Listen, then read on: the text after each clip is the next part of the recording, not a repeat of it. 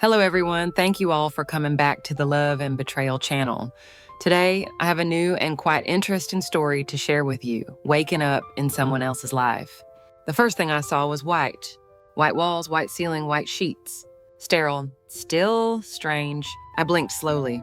There was a soft beeping sound, a smell I couldn't name, and a sharp pain behind my eyes, like something had been erased.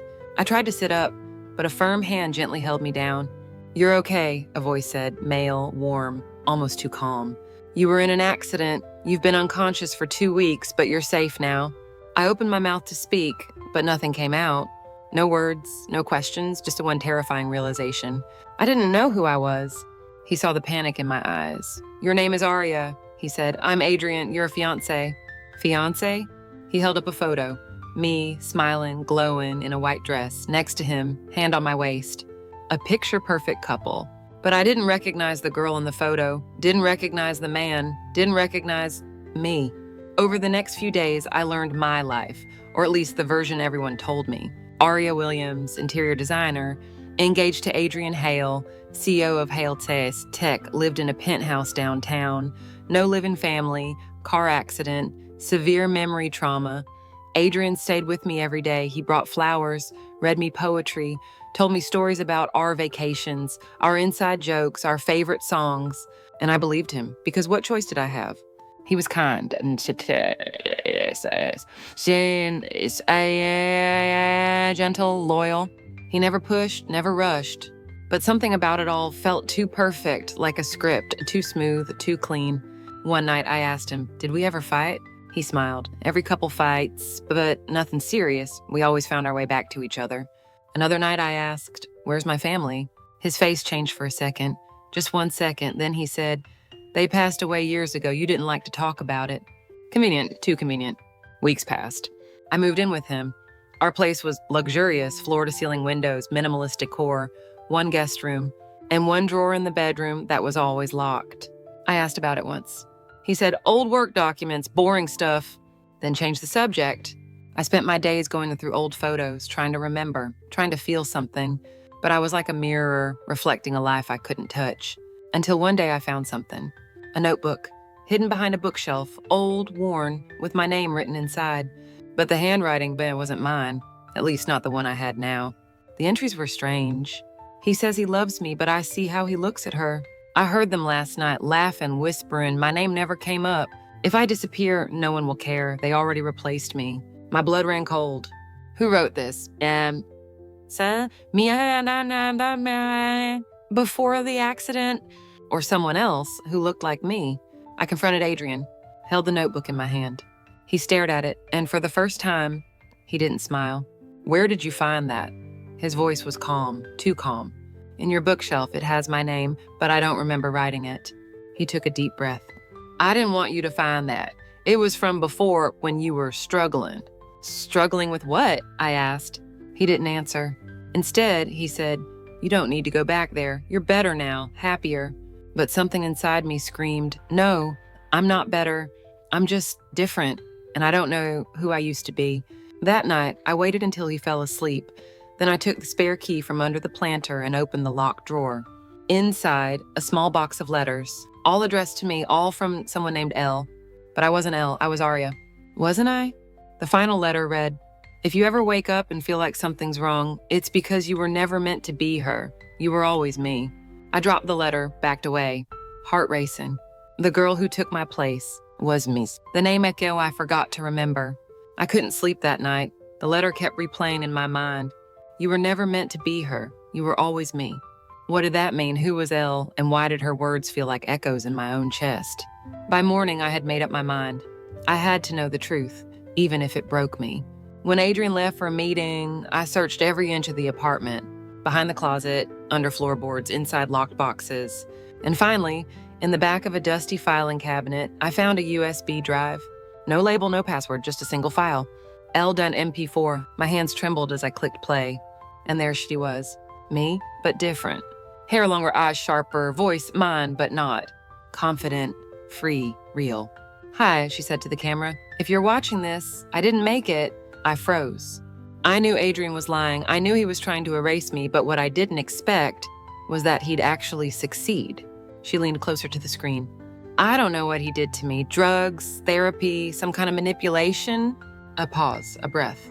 I was Aria first. That's the name he gave me, but it wasn't mine. She reached behind the camera and held up an ID card. L. Monroe, DOB of 913, blood type O, emergency contact, Mia Monroe. I pressed pause. My whole body went cold. L. Monroe. That was my name, not Aria. I wasn't the new woman. I was the original, and someone had rewritten me into someone I never chose to be. I called the number on the ID. It rang twice. Then someone picked up. A woman's voice, husky, worried. Hello, Mia? I asked. This is L. Silence. Then a gasp. Oh my God. Yeah, God, you're alive. We met that night in a park, far from the city. She ran to me like someone running to a ghost, hugged me like a sister, held on like she'd never let go. And then she told me everything. You disappeared a year ago, she said. One day, no contact, no phone calls, nothing. She looked into my eyes. You were dating Adrian for 2 years. You told me he was charming, thoughtful, but something always felt off. I nodded. Even now, something about his perfect touch made my skin crawl. You said he started talking about erase and pain, about how people could be happier if they forgot. You laughed it off. But then you vanished. Mia showed me old texts, photos, voice memos. Proof that I had lived a different life, that I had been ill, and someone Adrian had buried that identity. But why, I asked. Why would he do this? Mia hesitated, then said the words that shook me to the core. Because he had done it before, with someone else, you found out, and he couldn't risk you remembering. That night, I didn't go back to the penthouse. I stayed with Mia, stared at the ceiling, tried to make sense of what couldn't be real, but was. Adrian hadn't saved me. He hadn't loved me. He had rebuilt me, reprogrammed me to be the version of me that wouldn't leave. But now, Elle Monroe was waking up, and she wanted her life back. Remember everything now. The memories came back slowly. Not like lightning, but like rain, drop by drop, until I was drowning in them. It started with sounds. The clink of a glass, the hum of Adrian's favorite jazz vinyl, the whisper of his voice when he said, "Why hold on to pain when forgetting is easier?" Then came the smells. Lavender, cedarwood, bleach, and then at the image of me, strapped to a hospital bed, begging someone, him, "Don't do this to me!" It all poured in.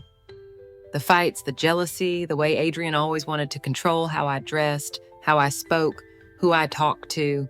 He called it love. But I knew now it was ownership. I had tried to leave. I told Mia I was scared. I packed a bag, booked a ticket, but I never made it because the night before I left, he took me. A drug in my wine, a blackout, and then I woke up in a clinic, a clean room, white walls, white sheets. "You were in an accident," he said, "but you're safe now." No, I hadn't been in a car crash. I'd been erased by the man who said he loved me. Back in Mia's apartment, I looked at myself in the mirror. My eyes, my voice, my heart, all still mine, but the name, not Aria, not anymore. "I'm Elle Monroe," I whispered. "For the first time in a long time, I'm back." Mia and I built a plan. She helped me gather proof, old text messages, medical records, bank statements. I called the clinic where I'd been taken, pretended to be requesting records for Aria Williams. They hesitated, then slipped. Said I'd been transferred from private psychiatric care, no accident ever reported. Boom, got you. We filed a restraining order, contacted a journalist Mia trusted, and then I went back. Not to beg, not to cry, but to look him in the eye and show him what happens when you try to rewrite someone else's story. He opened the door, shocked. "Aria, no," I cut him off. "It's Elle, and I remember everything." He stared. He stared, silent. So I continued. The clinic, the drugs, the lies, the room you kept locked with letters to a girl you tried to bury. His mouth opened, closed. "I did it for you," he said finally. "I was saving you from yourself." I laughed, cold.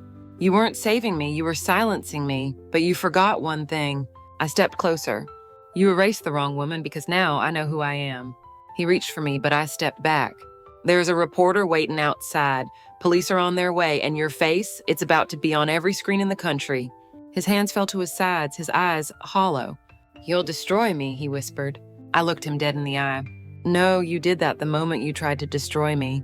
I walked out. The sky was gray, but I felt nothing but light. Because sometimes the most powerful thing you can do is survive the woman they tried to erase. The article went live at 7 a.m. By 7:03, it had already been shared over 30,000 times. By noon, it was trending in 3 countries. By sunset, the internet had done what it does best, unleashed the truth like a wildfire. The headline was simple: how one woman was erased by the man who said he loved her. My face was blurred in the photo, but Adrian's wasn't. The article told everything. The manipulation, the accident that never happened, the clinic with no traceable admission records, the way he crafted a new identity for me against my will. Maya had done it perfectly.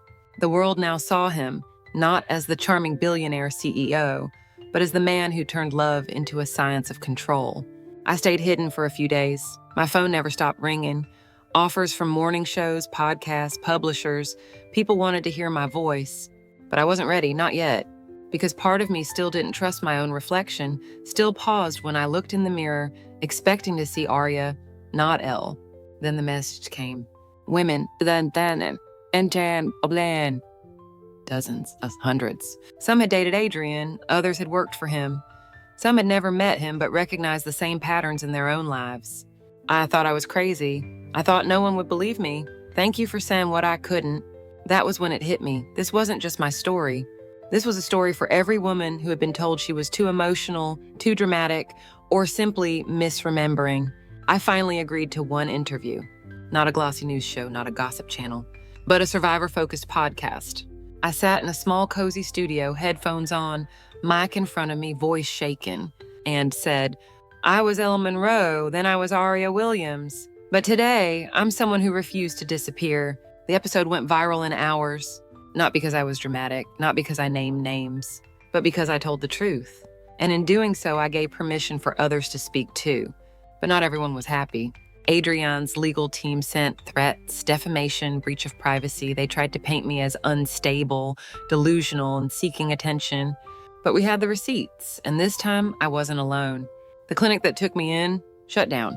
2 of the doctors lost their licenses, the head psychiatrist under criminal investigation. Turns out I wasn't the only patient with a name change, just the only one who made it out. Adrian, he vanished. Rumors said he left the country, fled to a private island. But I didn't care, because for once, he was the one hiding, and I was the one finally seen. At a small book event a month later, a woman came up to me in tears. She didn't say a word, just hugged me and whispered, "Thank you for coming back to yourself." I cried that night, not from fear, not from grief, but from the strange, overwhelming joy of being real again. The mirror, I no longer can fear cash. For the first time in over a year, I stood in front of a mirror and didn't flinch. No shadows, no whispers, no wondering who I was supposed to be. Just Elle, me. I had cut my hair, dyed it back to its natural chestnut brown. No more platinum blonde Aria, no more soft pink lips and rehearsed elegance. Just freckles, bare skin, strong eyes. A face I finally recognized. The world still talked about the Aria case. It became a hashtag, a podcast series, a docuseries in production. But I didn't feel like a character in someone else's story anymore. I was the narrator now, the writer, the one with the pen. I started teaching workshops for survivors, not about healing, but about reclaiming. How do you build an identity when someone tried to erase you? That was the first line of every session. And every time I asked it, someone cried, someone exhaled, someone finally let go. Jonah came back into my life around that time, not as a lover, not yet, but as a quiet presence. He was the one who reminded me, "You're not broken, you're just unfinished." We walked in parks again, read poetry under trees. He sketched me not because I asked, but because he said he couldn't help it. "I don't draw you because you're beautiful," he whispered one day. "I draw you because every time I look at you, I see someone who fought like hell to come back." But just when I thought life had settled, Adrian reappeared. It was a gray afternoon, rain threatening, air heavy. I walked out of a bookstore and there he was, leaning against a lamppost like a villain in a movie who didn't know the film was already over. His suit was wrinkled, eyes sunken, a beard beginning to grow. But the smirk, still there. "Elle," he said like the name tasted wrong in his mouth. I didn't answer. Did you see Saturday?" He stepped closer. "I wanted to see if you'd still recognize me." I laughed, short, cold. "You're hard to forget," I said, "even when I tried." He lowered his eyes. "I lost everything, you know." "Good. I didn't come to beg," he said. "I came to say you were right. I was obsessed with control, with perfecting what I thought love should be. He swallowed. But you weren't a project, and I see that now. I didn't flinch, didn't soften, because too many women are told to be kind to the men who broke them. But I didn't owe him comfort. I owed myself closure. I don't forgive you, I said, and I don't hate you either. But I want you to remember this moment, not because I'm here, but because I'm not broken, and nothing you did was enough to erase me. He looked at me like a man finally realizing he had destroyed the only thing he thought he could keep. Not a woman, but a version of her that would never talk back, never leave, never say no. I walked away, didn't look back, because he didn't deserve a second glance, not from El Monroe, not ever again. Later that night, I looked at myself again in the mirror. No makeup, hair in a bun, wearing Jonah's old hoodie. And for the first time ever, I whispered to my reflection, I am not who you made me, I am who I saved. You can't replace what's already whole. I used to think love meant healing, that when someone held your hand after the storm, they were the reason the sky cleared. But now I knew better. Healing wasn't a gift someone gave you. It was a choice you made, over and over, even when it hurt, even when you were alone. Jonah never asked to be my hero, and that's why he became one. He waited. Quietly, respectfully. He never told me how I should feel, never asked me to hurry up and move on, never said, it's been long enough. Instead, he asked, how do you feel today? What's something that made you smile this week? Can I sit with you in the silence? That's what love sounded like now. Not fireworks, not dramatic declarations, but gentle presence. One Sunday afternoon, I invited him over for tea. No candles, no intention, just space. We sat on my balcony, sunlight warming the air between us. He looked at me, then said, I drew something for you. He handed me a sketch, not of me smiling, not of me broken, but of me standing tall, head high, a storm behind me enlightened my chest. At the bottom, in his neat handwriting, the woman who saved herself. My throat tightened. I looked at him, eyes shimmering. I'm not broken anymore, I whispered. He smiled. I know, and I didn't fall in love with your brokenness. I fell in love with your strength. That was the moment I knew. I was ready, not to forget, but to begin again. On my terms, in my time. With someone who saw me not as a replacement, not as a project, not as a broken thing to fix, but as a person. We kissed that night. It wasn't urgent, it wasn't trembling. It was warm, certain, rooted, like coming home to something I didn't even realize I missed. Weeks passed, quietly, softly. We built a rhythm, two people who had survived storms, not needing to save each other, just walk beside. One night, while watching the stars, Jonah asked, if you could go back and undo everything, would you?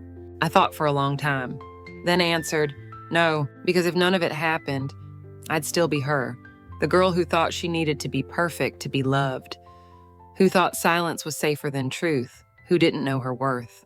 I turned to him, smiled. But now, I'm the woman who knows exactly who she is, and she won't ever be replaced again. He reached for my hand, held it, not tightly, not possessively, but like someone holding something valuable and knowing it never truly belonged to them, just shared for a time. The ending I wrote myself.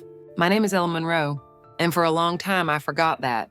Not because of memory loss, not because of time, but because someone took it from me.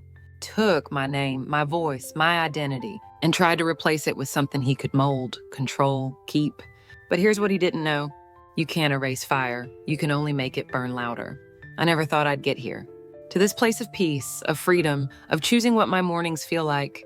What I wear, who I love, what I believe, I publish my story. Not for revenge, not for fame, but because there's power in truth, and even more power in claiming what they tried to silence. The Girl Who Took My Place Down Was Me became a national bestseller, but more than that, it became a lifeline. For the women who whispered, that was me too. And for the men who said, I didn't know, I want to learn. At the book launch, Mia stood beside me, strong, proud. She was my anchor when I was drifting, and now we laugh like two survivors who refused to sink. Jonah stood quietly in the back, no spotlight, no need for credit. But his eyes never left me, and I never wanted them to. After the reading, a young girl approached me. She was maybe 20, eyes wide, voice trembling. Can I ask you something? She said. Of course. She looked down. What if I don't know who I am yet? I smiled. You don't have to know right away, just don't let anyone else decide it for you. She cried and hugged me. And I knew my healing wasn't just mine anymore, it was legacy. Months passed. Jonah and I moved into a little cottage by the water. He painted, I wrote, we had slow mornings, late dinners, and books stacked everywhere. No drama, no erasure, just real life, messy, peaceful, beautiful. One day I opened a new journal. The pages were blank. But this time, I didn't fear them, I welcomed them. Because this story, the next one, it wouldn't start with pain. It wouldn't be a story of survival. It would be a story of living. And the final line on the first page? I wrote it with steady hands and a full heart. This time, I'm not writing to remember who I was. I'm writing to celebrate who I am. The end.